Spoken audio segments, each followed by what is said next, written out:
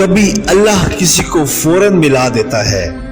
دعا مانگنے کے بعد جیسے حضرت موسیٰ علیہ السلام کو ملا دیا ان کی ماں سے، کبھی سالوں لگ جاتے ہیں دعا کی قبولیت میں، جیسے حضرت یوسف علیہ السلام کو اپنے باپ سے۔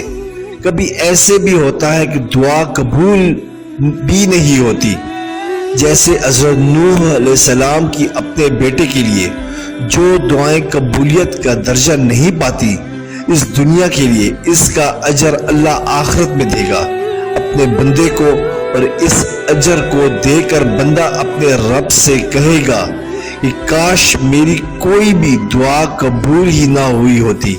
آپ کو آپ کے رب سے زیادہ کوئی چاہ نہیں سکتا۔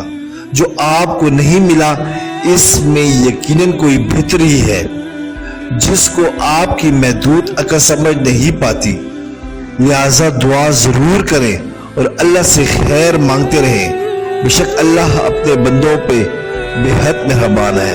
سبسکرائب کریں، لائک کریں اور بیل آئیکن پہ کلک کریں تاکہ آپ کو اس طرح ہی پیاری اچھی اسلامی ویڈیو ملتی رہے۔